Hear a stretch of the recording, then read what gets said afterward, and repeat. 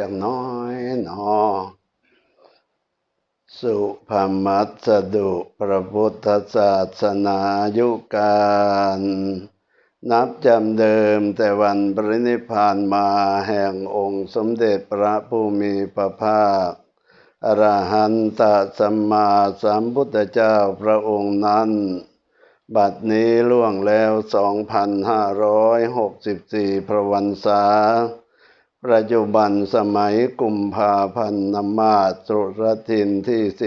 13 เสาระวาน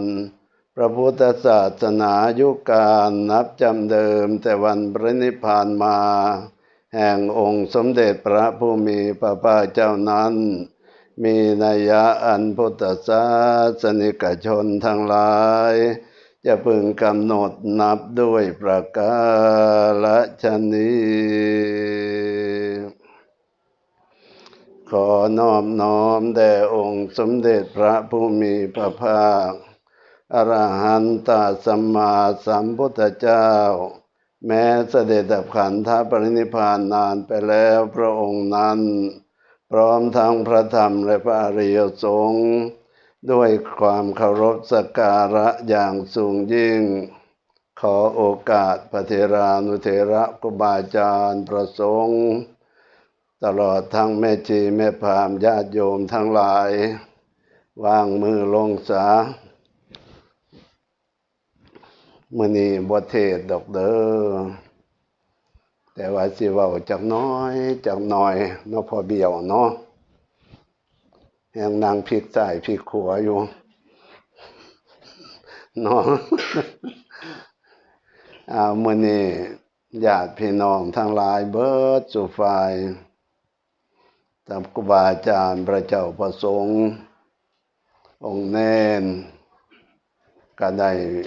ตั้งจิตตั้งใจบำเพ็ญบุญบำเพ็ญกุศลในวาระสุดท้ายของการจากไปของคุณพ่อใหญ่ภูบุตรจันทร์ลูกกกเพิ่นแม่นไผบ่พ่อเบี้ยวบ่พ่อหนู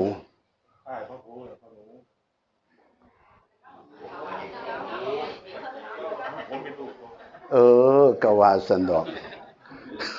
เนาะอันนี้เพิ่นเอิ้นว่าหูมันเฒ่าหลวงตาก็คือกันเนาะต้องเงียงซ้ายเงียงขวาจังซี่นะโอ้พ่อเบี้ยวกับแม่พินบ่แม่เขียวก่อนซั่นบ่เดี๋ยวนี้โอ้แม่เขียวล่ะไผแม่พินไผบัดนี้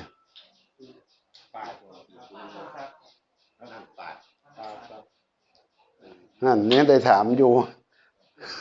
ไผทรงศักดิ์เนาะรวมแล้วทั้งสองนี่ก็คือ5 คนอันนี้ลูกพ่อใหญ่ซึ่งพ่อใหญ่พ่อแม่ใหญ่ซะอันแม่จังหวะนี่ผู้สองบ่ผู้แรกเป็นไผฮะแม่หนูพรเนาะอันนี้ก็สอนใส่สอนไม่ทั้งใดแล้วเอาแม่นซั่นบ่โอ้เนาะแม่หนูพรน้องมาใหญ่สอนอันนี้คือครูบารมีของพญาภูผู้แรกผู้ที่สองก็คือแม่สังวานอันนี้ก็ถือว่าเป็นบุคคลผู้มีอุปการะคุณต่อบ้านต่อเมืองและนอกจากนั้นก็วัดว่าพระศาสนาการเว้าถึงวัดกับพ่อใหญ่เพิ่นก็ดูแลมาโดยตลอดตั้งแต่เข้าอยู่บ่มีวัดเก่าพ่อใหญ่เพิ่นก็ค้ำพาค้ำเน้นอยู่วัดชะเนงก็ขี่จักรยานไปบ้างย่างไปบ้างอุปถัมภ์บำรุงบวรพุทธศาสนาพาลูกเต้าพาลูกพาหลานเฮ็ดอันนี้เพิ่นเฮ็ดมาจังซั่นและที่เว้าสรุปลงสั้นๆทั้งวันบ้านเก่าบ่อนี่ก็อันนี้คักเติบมื้อแรกหลวงตาก็เว้ามันฟังแล้วว่าความเป็นมาของพ่อใหญ่เพิ่น เอาใจใส่หลายปานใดจังที่น่าแต่มื้อแรกหลวงตาออกมาเบิ่งแล้วก็ตั้งใจว่าสิมาอีหลีแล้วก็ออกมานะพ่อใหญ่ผูกับพ่อใหญ่ผุยเพิ่นพามาพอมาฮอดแล้วก็ต่างคนก็ต่างดูแลหลวงตาอธิษฐานจิตที่ว่ามันฟังน่ะพอตั้งจิตตั้งใจอธิษฐานไปฝนตกโปรยโปรยลงมาพ่อใหญ่ผูพ่อใหญ่ผุยเพิ่นก็อยู่ทั้งลมกับครูบาอาจารย์มีปู่กอบอาจารย์พระครูวิจิตรพระครูวิวิตรอรัญญธรรมนี่เป็นต้นเพิ่นอยู่ทั้งหลุมว่าฝนตกจังซี่นะจังว่าเลิกวัดบ้านก็บ่เลิกฝนตกพอมีงานอย่างต่างๆฝนก็โปรยมาโลดแต่ก่อนนั่นเป็นนั่นแล้วนอกจากนั้นแล้วหลวงตาสิเฮ็ดกำแพงอ้อมวัดพ่อใหญ่พร้อมลูกๆบัดเนี่ยเพิ่นก็ถวายอีกหม่องเลี้ยวนั่นหม่องโค้งๆนั่นต้นไผ่นั่นเอาจักสิสากันเอาไปพุ่นมันสิแหลมโพดแล้วว่าพ่อใหญ่เอาโค้งมันนี่สาเพิ่นว่าก็เลยโค้งออกมา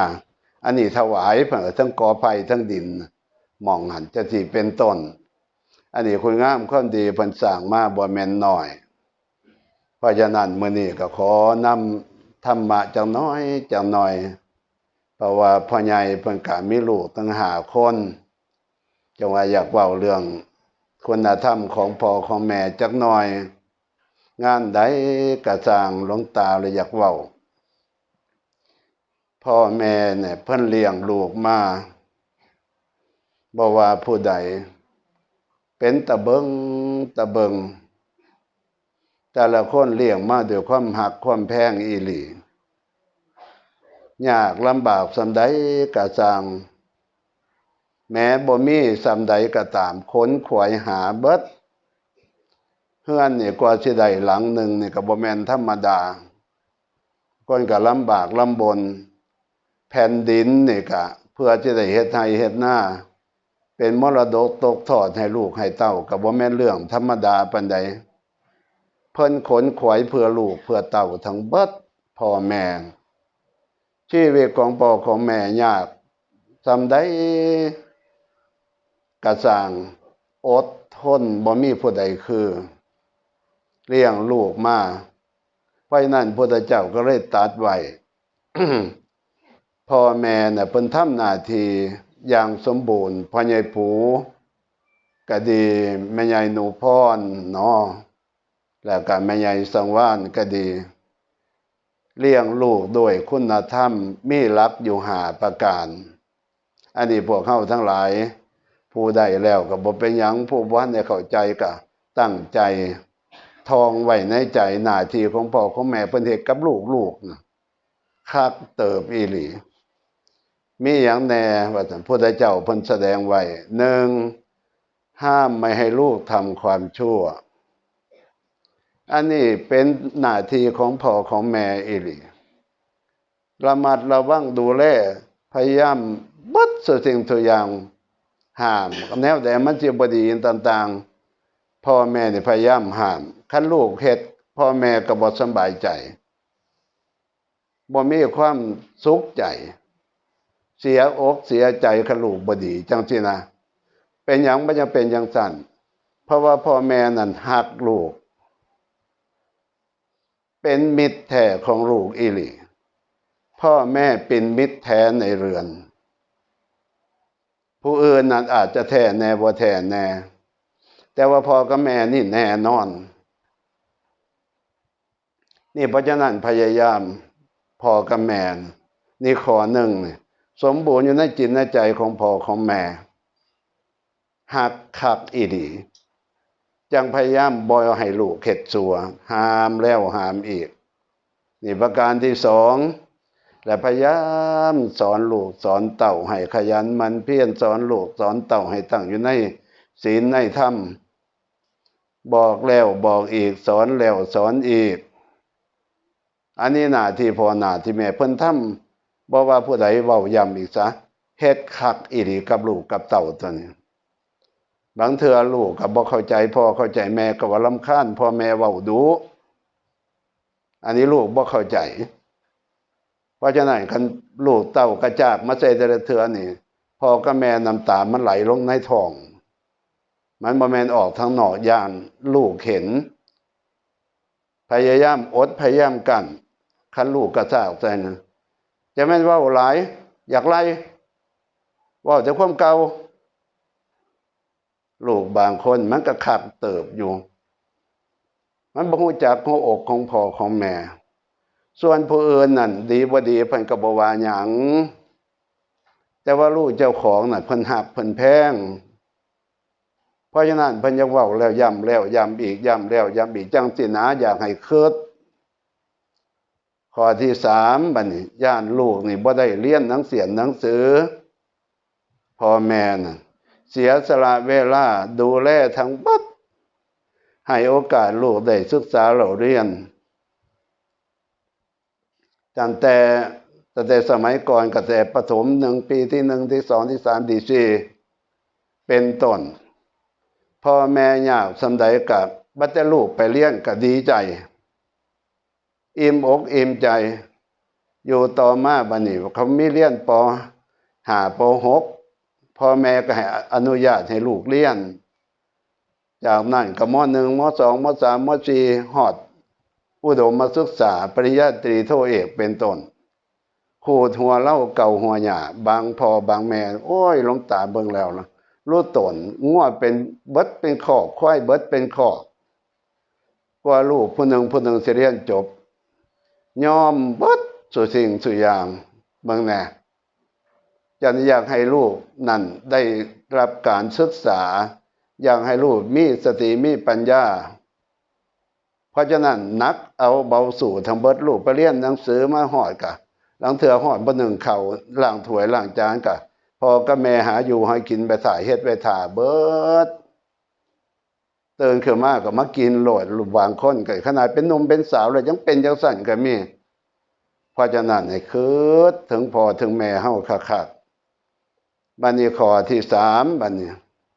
ข้อที่4บัดนี้มอบทรัพย์ให้ในสมัยอันควรข้อที่4นี่เปิ้นว่าหาสามีภรรยาที่สมควรให้ที่สมควรพร้อมได้ย่านหยังย่านลูกลำบากถ้ามีลูกสาวก็ย่านลูกลำบากยังมีลูกชายก็ย่านลูกลำบากผู้ที่มาเป็นไผ่ผู้ที่มาเป็นเขยก็อยากให้เป็นคนดีคนขยันหมั่นเพียรคนรู้จักคุณของพ่อของแม่คนดีเว้าจังซี่ซะเพราะฉะนั้นจงพยายามหาสามีภรรยาที่คู่ควรให้แก่ลูกแก่เต้าเบิ่งอันนี้หน้าที่ของพ่อของแม่แต่ว่าคู่มือนี่เนาะรถบ่ค่อยมีสักข้อนี่อยู่นำกันแล้วจะพ่อแม่จังฮู้จักบางเทื่อได้ลูกแล้วจังฮู้จักพ่อแม่ก็เลยจักเสียจังไดก็เอาตามเหตุก็ยอมรับตามเหตุจังซี่นะบางเทื่อมันก็สิน้อยใจแต่ว่าบ่กล้าเว้าพ่อกับแม่ก็นี่เป็นแนวหั่นสุดท้ายมอบทรัพย์ให้ในสมัยอันควรเห็นบ่เพิ่นบ่ได้เอาไปนำใดทรัพย์สมบัติทั้งเบิดน่ะตกเป็นของลูกเพราะลูกเป็นทายาทพ่อกับแม่หามาไว้ด้วยน้ำพักน้ำแห้งนักเอาเบาสู่ทั้งเบิดนั่นแหละบัดสุดท้ายก็ต้องมอบให้ลูกในสมัยอันสมควรพ่อแม่ก็สุดท้ายก็บ่ได้เอาหยังไปนำก็ตกเป็นของลูกของเต้าจังสินะอันนี้หน้าที่ของพ่อของแม่แต่ละคนขนขวยลำบากคักอีหลีบางคนแต่ว่าก็ยอมจิตยอมใจของพ่อของแม่อีหลีเลี้ยงลูกด้วยความรักความแพงยากลำบากส่ำใดก็สร้างสิบ่บ่นบ่เว้าอีหยังทั้งสิ้นข้อสำคัญว่าให้ลูกได้มีอยู่มีกินมีใช้มีอยู่แล้วก็อิ่มใจผู้เป็นพ่อเป็นแม่คันลูกมีความสุขพ่อแม่ก็ปลื้มอกปลื้มใจคันลูกมีความทุกข์ยามใดน่ะพ่อแม่น่ะทุกข์ก็ลูกปานนั้นอีหลีในหัวอกของพ่อของแม่เพราะฉะนั้นธรรมะ5ข้อนี่เป็นหน้าที่ของพ่อของแม่ที่เพิ่นทำปฏิบัติต่อลูกต่อเต้าทุกคนเบิดโลก พระเจ้าบันแสดงไว้เพราะฉะนั้นงานผงพอถึงแก่กรรมกับควรสินำมาปรารภเพิ่มเติมเสริมบ่อยๆศึกษาบ่อยๆบัดนี้เมื่อพ่อแม่ทำหน้าที่แก่ลูกทุกคนด้วยความเมตตาจังสิละเมตตาได้เลี้ยงลูกมาด้วยคุณธรรม4ประการนอกจากหน้าที่ของเพิ่นแล้วก็1เมตตาปรารถนาดีต่อลูกทุกคน2สงสารลูกเรียกว่ากรุณาเห็นบ่สงสารว่าในได้ก็เต็มจิตเต็มใจของพ่อของแม่สงสารลูกประการที่3บัดเมื่อลูกอยู่ดีสบายเมื่อลูกสำเร็จอะไรก็ตามดีแนบใดก็ตามพ่อแม่มีแต่ความปลื้มอกปลื้มใจที่เรียกว่ามุทิตาธรรมการเห็นลูกดีย่ำใดมิแต่น้ำตาไหลเห็นลูกเฮ็ดดีเว้าดีอย่างต่างๆก็ที่พ่อแม่ก็มีแต่ปลื้มอกปลื้มใจสบายจิตสบายใจปัจจุท้ายพ่อแม่เพิ่นก็บ่ได้ฮักหลังสร้างหน้าสร้างเบียงอย่างต่างๆบ่มีอคติเพิ่นว่าจิตใจอยู่กลางๆลูกผู้ใหญ่ก็สร้างลูกผู้กลางก็ตามลูกผู้น้อยก็ตามเพิ่นแบ่งตาแบ่งหูแบ่งจมูกแบ่งกายแบ่งเบิดทุกส่วนคือกันเบิดให้ลูกแขนก็2แขนมือก็2มือขาก็2ขาเป็นต้นอันนี้พ่อแม่เพิ่นแบ่งให้จิตใจของพ่อของแม่อยู่กลางๆถ้าลูกผู้ใดทำดีท่านก็ปลื้มอกปลื้มใจเหมือนกันทั้งนั้นนี่เพราะฉะนั้นพ่อแม่เพิ่นเลี้ยงลูกมาด้วยคุณธรรมจังซี่บัดนี้เมื่อพ่อแม่ทำหน้าที่อย่างสมบูรณ์บริบูรณ์แล้วเลี้ยงลูกมาด้วยคุณธรรมดังที่กล่าวได้ย่อแล้วลูกควรปฏิบัติอย่างไรมันพระพุทธเจ้าแสดงไว้หน้าที่ของลูกต้องปฏิบัติต่อพ่อต่อแม่นั้นมีอยู่5ประการเหมือนกันฟังเอาเบิดทุกคนเนี่ยเฮามีพ่อมีแม่ทุกคนมันจะได้ดีอกดีใจปลื้มอกปลื้มใจหน้าที่ของลูกบัดนี้1ท่านเลี้ยงเรามาอย่างไรเลี้ยงท่านตอบซ้ำนี่ก็โอ้ยข้อเดียวเนี่ยคันอธิบายชั่วโมงหนึ่งก็บ่จบข้อเดียวนี่เพราะหยังถ้ามาข้อนี้กว้างอีหลีท่านเลี้ยงเรามาอย่างไรเลี้ยงท่านตอบเบิ่งติล่ะเราเกิดมาสู่โลกมนุษย์ไม่ได้เอาอะไรมาเลยผ้าอ้อมก็บ่ได้เอามาเสื้อผ้าบ่ได้เอามาเฮือนซ่านบ้านซองบ่ได้เอามาข้าวน้ำโภชนาอาหารบ่ได้เอามาเป็นต้นพ่อแม่เตรียมพร้อมรอลูกที่จะออกมาเบิ่งติล่ะยังไม่รู้ว่าลูกมาจากที่ไหนจะดีร้ายอย่างไรพ่อแม่ไม่คิดหากแต่อยู่ในท้องพ่อก็ประคบประงมหาแนวเนี่ยอยู่แนวกินที่มันบ่แสลงมาให้แม่แม่ก็เป็นผู้กินเข้าไปแล้วอาหารที่กินเข้าไปทุกอย่างลูกอยู่ในครรภ์แบ่งเอาทั้งนั้นเลยเห็นบ่พอเลี้ยงแต่อยู่ในท้องแม่พุ่นพอหามาแม่เป็นผู้กินลูกอะมีส่วนเพราะฉะนั้นเวลาดูดซึมอาหารเข้าไปแล้วบัดนี้อาหารมันก็มีเศษมันบัดนี้มันกากคันว่าก็คือขี้นั่นเองแล้วไปยุสัยมันก็ไหลออกจากสะดือเป็นรก8 เดือน9 เดือนใหญ่เติบอยู่ลูกทายไว้หั่นเห็นบ่แม่ก็อุ้มท้องประคองครรภ์ใหญ่โตขึ้นตามระดับจังซี่นะเวลาออกก็แทบล้มแทบตายแม่ก็บ่ตายพ่อก็บ่ตายส่วนแม่ก็เจ็บห้องอยู่โอ้ยโอยอยู่บางคนส่วนพ่อก็ใจตรีใจว่อนห่วงลูกห่วงแม่หลวงตาเห็นอยู่เด้น้อผู้ใหญ่สมบัติเนาะแม่นบ่หลวงตาเห็นอยู่เด้อยู่โรงพยาบาลหัวตะพานนั่น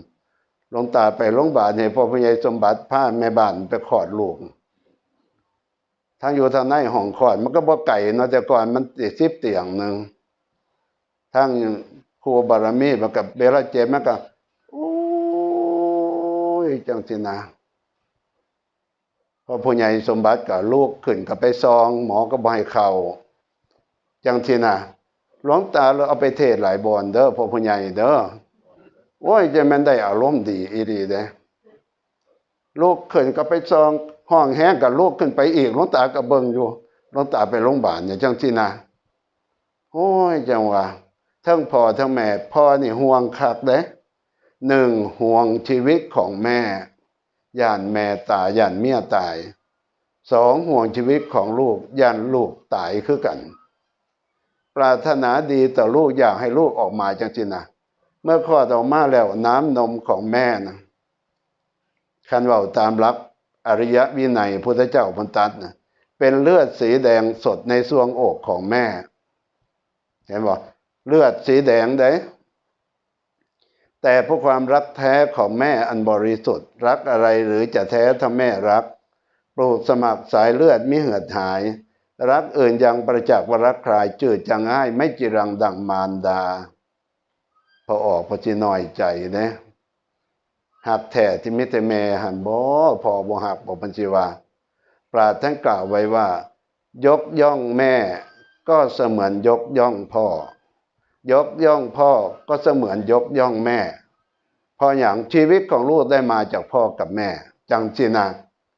เพราะฉะนั้นจึงกลั่นเอาสีแดงออกเหลือแต่เป็นสีขาว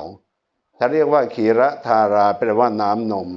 หลั่งออกมาให้ลูกได้ดูดดื่มกินเบิ่งแน่เพิ่นเลี้ยงมาแต่ผุ่นเลี้ยงลูก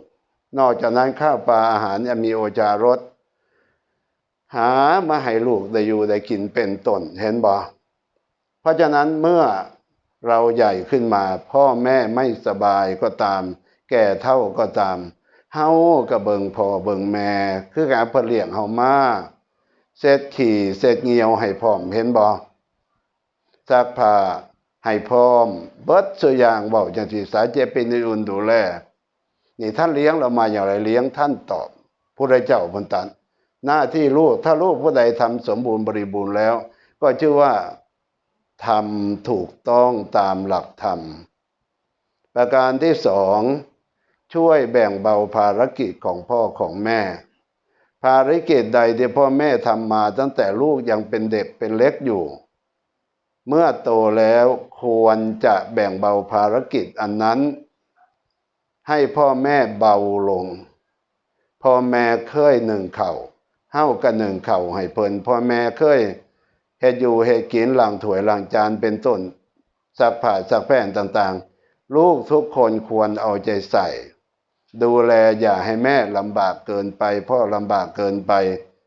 นี่ช่วยแบ่งเบาภารกิจของท่านอื่นๆเหมือนกัน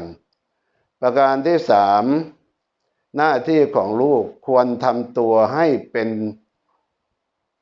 บุคคลที่ชาวโลกยกย่องสรรเสริญก็คือเชิดชูวงศ์ตระกูลนั่นเองเฮ็ดจังไดเขาจังบ่ดูถูกพ่อแม่เฮาว่าพ่อแม่บ่เบิ่งลูกเบิ่งเต้าว่าพ่อแม่บ่บอกบ่สอนลูกเฮาก็คือเฮ็ดดีนั่นเองคิดดีพูดดีทำดีเชิดชูวงศ์ตระกูลบ่ให้เขาดูถูกเหยียดหยามประณามวงศ์ตระกูลพ่อวงศ์ตระกูลแม่เฮาอันนี้เป็นหน้าที่ของลูกประการที่สามประการที่สี่ทำตนให้สมควรที่จะรับทรัพย์มรดกใดที่พ่อแม่มีอยู่เห็นบ่ลูกทุกคนควรทำตนให้สมควรจะรับทรัพย์มรดกนั้นๆมรดกทั้งหมดพ่อแม่หามาด้วยความขยันหมั่นเพียรด้วยความวิริยะอุตสาหะเผื่อลูกจังซี่นะลูกทุกคนควรทำตนให้สมควรจะรับทรัพย์มรดกประการสุดท้ายเมื่อพ่อแม่ล่วงลับไปแล้วทำบุญอุทิศให้ท่านพระพุทธเจ้าตัดถึงที่สุดเลยก็คือพันตายพ่อแม่ตายแล้วก็ให้ทำบุญอุทิศส่วนกุศลไปให้ตัดไว้ถึงขนาดนั้นแล้วเมื่อพ่อแม่มีชีวิตอยู่ทำยังไงพระพุทธเจ้าของเราก็ยังแสดงไว้ในมงคลสูตรว่าการเลี้ยงบิดามารดาหนึ่งเลี้ยงกายสองเลี้ยงใจจังสินะ ลูกทุกคนต้องเลี้ยงกายพอกายแม่แล้วยังบ่พอได้คือหมายความว่าให้อาหารพ่อแม่ยังไม่พอเครื่องนุ่งห่มให้ดีแล้วก็ยังไม่พอเวลาอื่นๆเราต้องดูแลที่อยู่ที่อาศัยอย่าให้ท่านลำบากเวลาเจ็บไข้ได้ป่วยดูแลพ่อดูแลแม่ทางกายต้องเอาใจใส่เป็นพิเศษบ่ให้พ่อแม่น้ำตาตกเดี๋ยวเบิ่งไผก็บ่เห็นขะยางได้เพิ่นก็สิย่างแต่บางเทื่อเพิ่นย่างบ่ได้สิไปเข้าห้องน้ำห้องในหรือหยังต่างๆลำบากทุกกรณีเพิ่นก็บางเทื่อก็น้ำตาไหลเพราะมันไปบ่ได้จักสิจังได๋เดี๋ยวเบิ่งไผก็บ่เห็นจังสิเป็นต้นจังซี่นะต้องเบิ่งต้องแย่งถึงขนาดนั้นนี่เพราะฉะนั้นบ่เลี้ยงกายแล้วจะต้องเลี้ยงใจการเลี้ยงมารดาบิดาทางใจคือเฮ็ดจังไดก็คือหนึ่งให้พ่อแม่ของเฮาน่ะมีศรัทธาในคุณของพระรัตนตรัยอย่างมั่นคงจะได้เป็นสัมมาทิฏฐิประการที่สองการเลี้ยงใจของพ่อของแม่ก็คือถ้าพยายามให้พ่อแม่มีศีลเมื่อพ่อแม่มีศีลแล้วป้องกันภัยในอบายภูมิเห็นบ่พ่อแม่ตายสิบ่ตกนรกเปรตอสุรกายสัตว์เดรัจฉานคันเพิ่นมีศีลแล้วนั่นสามจาคะเลี้ยงมารดาบิดาด้วยให้ท่านมีโอกาสให้ทานถ้าพ่อแม่ตระหนี่ลูกก็พยายามเมื่อท่านไม่ตระหนี่ลูกก็พยายามส่งเสริมให้ท่านได้บริจาคทานชาวโลกจะได้ดีใจชื่นใจว่าพ่อแม่ของเราเป็นคนดีของโลกจะได้เชิดชูจะได้สรรเสริญเมื่อท่านจากมนุษย์ไปแล้วมาสู่มนุษย์อีกท่านก็จะไม่ลำบากเรื่องโภคะสมบัติใดๆทั้งสิ้นเลี้ยงพ่อเลี้ยงแม่ต้องหอดพบหน้าผุนบ่แม่นธรรมดาประการสุดท้ายพ่อแม่ขาดปัญญาลูกทุกคนควรเอาใจใส่ทำอย่างไรพ่อแม่จึงจะมีปัญญาคันพ่อแม่มีปัญญาแล้วถือว่าเลี้ยงใจของพ่อของแม่ท่านอยู่ในโลกนี้เวลาเกิดแก่มาเจ็บป่วยมาหรือพลัดพรากจากกันและกันอะไรต่างๆก็ตามเมื่อท่านมีปัญญาท่านก็ไม่เป็นทุกข์เพราะท่านเข้าใจในชีวิตว่าทุกชีวิตเกิดมาต้องแก่เจ็บป่วยตายแล้วก็พลัดพรากเมื่อพ่อแม่มีปัญญาอย่างนี้ท่านก็ไม่เป็นทุกข์เห็นไหมและในที่สุดเมื่อท่านมีปัญญาสูงขึ้นตามลำดับสามารถบรรลุสมาธิก็ได้มรรคผลพระนิพพานก็ได้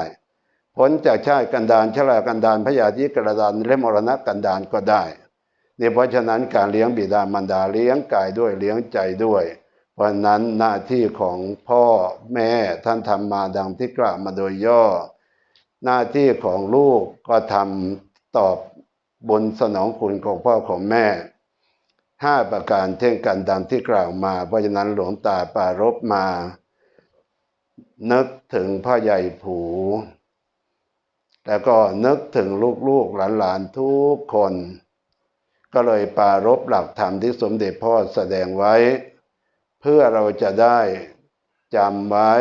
ถ้ามันหลงมันลืมไปแล้วจะได้จำไว้จะนำไปใช้ต่อไปเมื่อลูกหลานผู้ใดใครก็ตามทำหน้าที่ลูกอย่างสมบูรณ์ดังที่กล่าวก็ชื่อว่ามีความกตัญญูรู้คุณของพ่อของแม่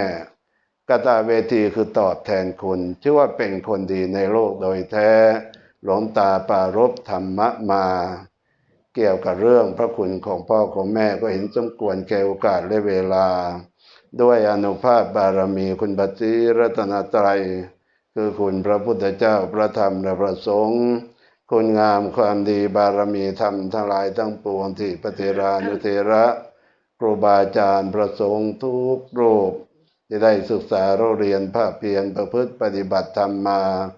บุญกุศลทั้งมวลที่แม่ชีคณะญาติโยมสาธุชนทั้งหลาย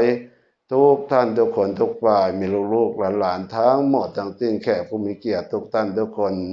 ที่ได้ให้ทานรักษาศีลเจริญเมตตาภาวนามาเราก็เป็นเจ้าภาพร่วมกันสวดพระอภิธรรมทุกคืนเป็นต้นเมื่อเราท่านทั้งหลายได้บำเพ็ญคุณงามความดีแล้วก็หลับตาลงสักนิดสำรวมจิตให้มั่นคงเป็นสมาธิ น้อมจิตของเราให้เข้าถึงบุญกุศลบารมีธรรมทั้งมวลนั้นน้อมบุญกุศลบารมีธรรมทั้งหมดทั้งสิ้นนั้นให้เข้าถึงจิตใจจิตใจของเราจะได้ผ่องใสจิตใจของเราจะได้แช่มชื่นเบิกบานเอิบอิ่มมีความสุขแล้วเราก็นึกอุทิศบุญกุศลทั้งมวลนั้นให้แก่คุณพ่อใหญ่ผูบุตรจันทร์ที่ล่วงลับจากพวกเราไปสู่สัมปรายภพตลอดทั้งญาติทั้งหลายที่ล่วงลับไปขอคุณพ่อใหญ่ผูพร้อมด้วยญาติทั้งหมดจงรับรู้รับทราบขอให้อนุโมทนาสาธุการเหมือนกับตนทำเองถ้ามีความทุกข์ขอให้พ้นจากทุกข์ถ้ามีความสุขอยู่แล้วขอให้สุขยิ่งขึ้นไปขอพระเถรานุเถระครูบาอาจารย์ประสงค์แม่จีแม่ปรามตลอดญาติโยมสาธุชนทั้งหลายทุกท่านทุกคนทุกฝ่ายลูกหลานทุกท่านทุกคนแขกผู้มีเกียรติทุกท่านทุกคนที่มาร่วมงานด้วยน้ำจิตน้ำใจงดงามในวันนี้ทั้งหมดทั้งสิ้นจงมีแต่ความสุขความเจริญสงบร่มเย็นในธรรมขององค์สมเด็จพระสัมมาสัมพุทธเจ้าตลอดไปเจริญด้วยจตุรพิธพรชัยทั้งสี่ประการคืออายุวันนะสุขภละปฏิภาณธนสารสมบัติธรรมสารสมบัตินึกคิดสิ่งใดเป็นไปโดยชอบประกอบไปแล้วด้วยธรรมขอความคิดความปรารถนานั้นจงพลันสำเร็จจงพลันสำเร็จจงพลันสำเร็จและในที่สุดขอให้มีโอกาสได้ประพฤติปฏิบัติธรรมนำตนให้พ้นจากความทุกข์ถึงสันติสุขกล่าวคือมรรคผลพระนิพพานด้วยกันจงทุกท่านทุกคนเทอ